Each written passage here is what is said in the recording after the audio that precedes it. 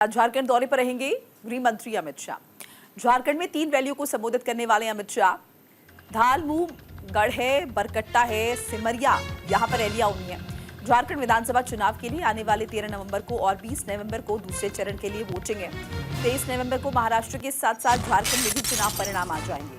चुनाव पास आने के साथ ही जेएमएम, कांग्रेस और बीजेपी समेत सभी पार्टीज ने पूरी ताकत झोंक रखी है और सभी पार्टियों के बड़े नेता भी चुनावी समर में नजर आने लगे हैं। आज देर शाम केंद्रीय गृह मंत्री अमित शाह झारखंड दौरे पर आ रहे हैं।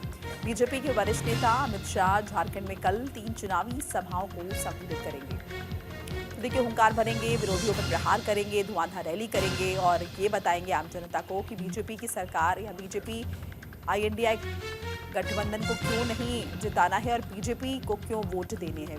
तो अपने प्रत्याशी के पक्ष में प्रचार प्रसार करेंगे गृह मंत्री अमित शाह। धुआंधार रैलियां करनी है, 3 रैलियां कर रहे हैं और इन रैलियों से आप समझ सकते हैं कि किस तरह से झारखंड को साधने की कोशिश जो है वो गृह मंत्री अमित शाह द्वारा की जाएगी। तो झारखंड के दौरे पर है।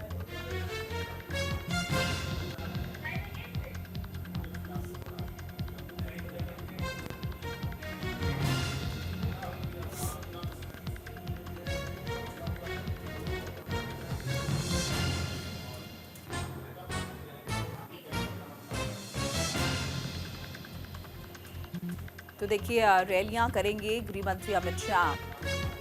3 रैलियों का उनका कार्यक्रम है।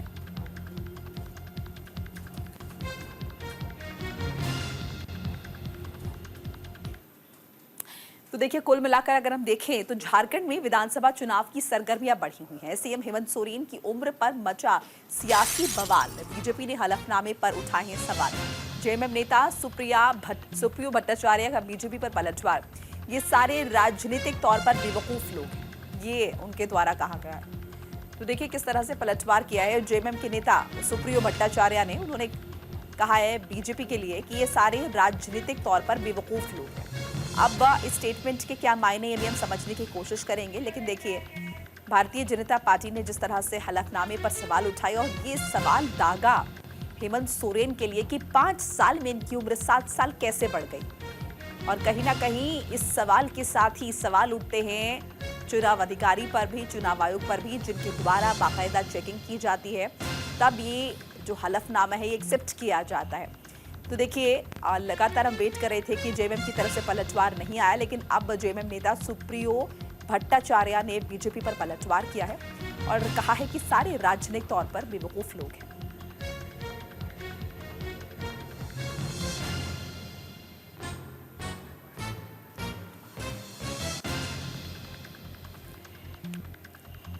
और हमारे साथ राजीव मोहन जुड़ चुके हैं ग्राउंड जीरो से, हमारे सहयोगी। राजीव, जैसे कि हम कल भी जिक्र कर रहे थे कि कहीं ना कहीं ये जो डिस्क्रिपेंसी है बीच में, जिस तरह से नजर आ रहा है हलफनामे में और बीजेपी सवाल उठा रही है, इस पर जेएमएम का अभी तक जवाब नहीं आया।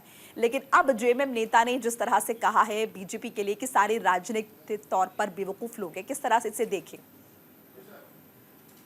नहीं, देखिए, भारतीय जनता पार्टी ने जब से हेमंत सोरेन के उम्र को लेकर सवाल खड़े किए हैं, तब से ही जेएमएम की तरफ से ये हमला शुरू कर दिया गया था, पलटवार किया गया है। बाद में इनका स्टेटमेंट आया है जिसकी उम्मीद जताई जा रही, जाहिर सी बात है। मैंने पहले भी कहा था कि जो भी उम्र का विवाद है उसका समाधान चुनाव आयोग के पास है और चुनाव आयोग चाहे तो इस विवाद को खत्म कर सकती है। लेकिन ये राजनीतिक मुद्दा, अभी चुनाव का माहौल चल रहा है झारखंड में, तो एक राजनीतिक इशू बनाया जा रहा है, सियासत की जा रही है और दोनों तरफ से पलटवार किया जा रहा है। सबसे बड़ा सवाल इसमें यह है कि अगर कोई भी उम्मीदवार जो चुनाव लड़ता है उसकी डॉक्यूमेंट्स की जांच होती है, उसके समय होता है, स्क्रूटनी होती है और तभी किसी को उसकी उम्मीदवारी को वैध माना जाता है और उस वैधता के साथ वो चुनाव मैदान में जाता है। तो सबसे पहले सवाल ये होगा कि आखिर चुनाव आयोग ने क्या देखा। दूसरी बात है कि अगर भारतीय जनता पार्टी अगर इस सवाल को उठा रही है तो भारतीय जनता पार्टी को चुनाव आयोग में जाना चाहिए, चुनाव आयोग से सहारा लेना चाहिए। लेकिन इन तमाम बातों को छोड़कर सिर्फ राजनीतिक मुद्दे या कह सकते हैं कि इस विषय को सिर्फ राजनीतिक तौर पर ही बयानबाजी की जा रही है, जिससे जनता, जो झारखंड की जनता है, वो निश्चित तौर पर इन चीजों को देख रही होगी और और ये कह सकते हैं कि ये अपने को इस इशू को लेकर दोनों पार्टियां या पक्ष विपक्ष ये कह सकते हैं, दोनों एक दूसरे पर निशाना साधकर अपनी राजनीति रोटी सेक रही है। ठीक है राजीव, ये बात तो समझ में आती है कि राजनीतिक माहौल है, चुनावी माहौल है, इसलिए इस तरह के स्टेटमेंट जो है वो बहुत ही लाजमी हो जाते हैं, लेकिन फिर भी कहीं ना कहीं कोई तो ऐसा होगा जिसकी बात निराधार होगी। अगर बीजेपी कह रही है कि 5 साल में 7 साल अचानक उम्र कैसे बढ़ गई, तो या तो बीजेपी की बात सही होगी, या फिर अगर जेएमएम के लोग कहीं ना कहीं जेएमएम की तरफ से यानी कि हेमंत सोरेन की तरफ से गलत इंफॉर्मेशन दी गई हुई है, चुनाव आयोग पर भी सवाल उठते हैं, तो कहीं ना कहीं किसी की बात तो जाहिर तौर पर निराधार होगी। नहीं, देखिए इसमें यह है कि अगर ये बातें आधारहीन है या इसका कोई आधार है, इसके लिए आप जो संस्था है वो चुनाव आयोग है या कोर्ट है, इसके लिए तो कोई पार्टी ये इसको साबित नहीं कर सकती है, या पार्टी इसको ये नहीं कर सकती है ये सही है, या चाहे वो जेएमएम की बात हो चाहे भारतीय जनता पार्टी की बात हो। तरीका यही है कि अगर कहीं गलत है तो उसके लिए प्लेटफॉर्म बना हुआ, उसके लिए संस्था बना हुई है, संस्थान है, चुनाव आयोग है, कोर्ट है, कहीं भी किया जा सकता है। ये कोई नहीं तय कर सकता, इसके अलावा न मीडिया तय कर सकती है, न पार्टी तय कर सकती है, न कोई नेता तय कर सकता है। तो इसके लिए जो सही संस्था है, मुझे लगता है कि वहां जाकर इसका डिस्कशन होना चाहिए, उसका समाधान होना चाहिए। उसमें दोनों बात सही हो सकती है, हो सकता है झूठा आरोप लगाया जा रहा हो सकता है ये बात अपने आप में सही हो, लेकिन इन तमाम बातों पर जो है जो कह सकते हैं जो निर्णय है, जो चुनाव आयोग का निर्णय होगा, कोर्ट का निर्णय होगा, वो तय करेगा। क्योंकि आरोप जो होता है वो अपने अपने हिसाब से लगाए जाते हैं, वो आरोप सही भी होते हैं, गलत भी होते हैं, तो इसमें कई तरह की बातें हैं। तो ये जो चर्चा या इसको गॉसिप बनाने से अच्छा था कि भारतीय जनता पार्टी को कायदे से चुनाव आयोग में इसकी शिकायत करनी चाहिए और चुनाव आयोग से इस पर कार्रवाई करने की मांग करनी चाहिए, या झारखंड मुक्ति मोर्चा को भी इस मामले में अपनी सफाई देने के लिए चुनाव आयोग का सहारा लिया जाना चाहिए। लेकिन इन तमाम चीजों को अब देख लीजिए, जो झारखंड मुक्ति मोर्चा के जो नेता वो कह रहे हैं कि बेवकूफी है किसी की। अरे बेवकूफी है तो इनको आप इसको जबानी जंग में क्यों इसका जवाब दे रहे हैं? बेहतर है आप चुनाव आयोग इसको स्पष्ट करे। चुनाव आयोग ने अभी तक इस मामले में कभी कोई टिप्पणी नहीं की है, तो ये बड़ा शायद चुनाव आयोग भी इस बात को समझ रहा है कि चुनावी बयानबाजी है और इसलिए इतना संजीदगी से नहीं लेना चाहिए। बहरहाल एक और बात मैं जानना चाहूंगी, देखिए अमित शाह का दौरा है, आप पहुंच रहे हैं झारखंड में और 3 रैलियां करने वाले हैं, तो जिन जगहों पे वो रैली करे वहां पर क्या सियासी समीकरण है, क्या साधने की कोशिश जो है वो बीजेपी द्वारा की जा रही है?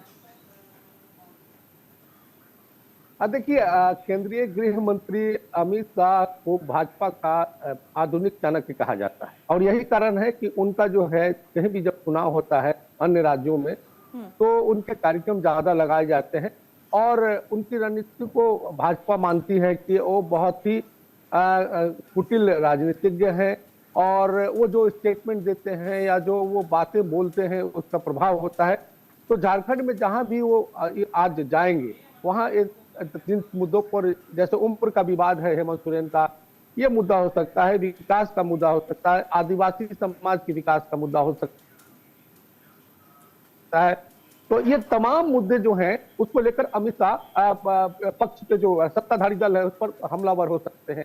इसके अलावा कई उनके स्टेटमेंट जो होते हैं वो पहले से सुनिश्चित होता है कि आज झारखंड जा रहे हैं और झारखंड के किसी खास इलाके में जा रहे हैं, तो कौन सा बात कहेंगे जिससे उस इलाके पर उसका प्रभाव होगा, वहां के लोगों को वो जचेगी, उनके लोग वहां के लोग कैसे क्या पसंद करते हैं। तो ये चीज उनके रणनीति का हिस्सा रहा है अमित शाह का। तो अब ये देखने वाली बात होगी कि इस बार जब वो झारखंड दौरे पे है और जहां जहां उनकी रैलियां आयोजित है वहां वो क्या स्टेटमेंट देते हैं, उनके जाने के बाद स्टेटमेंट पे जो है चर्चा होगी। दूसरी बात ये कही जा रही है कि भारतीय जनता पार्टी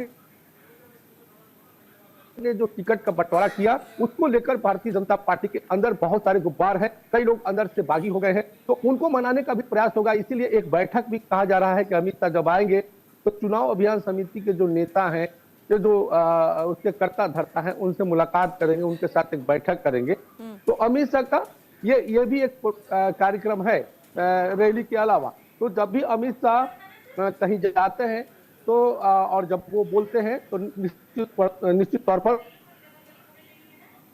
तो उनके जो स्टेटमेंट होते हैं उनके आधार पर जो है चर्चाएं होती है, एक राजनीतिक मुद्दा बनता है। तो आज चूंकि चुनाव चल रहा है झारखंड में और झारखंड में उनका दौरा है, तो जी। निश्चित तौर पर ये उम्मीद की जा रही है कि जब वो झारखंड में जब रैलियों को संबोधित करेंगे, उस दौरान अमित शाह की रणनीति जो झारखंड को लेकर के उस पर वो अपना बयान देंगे। उसके अलावा जो राजनीतिक मुद्दा जो बना हुआ है झारखंड में, उस पर वो बोलेंगे।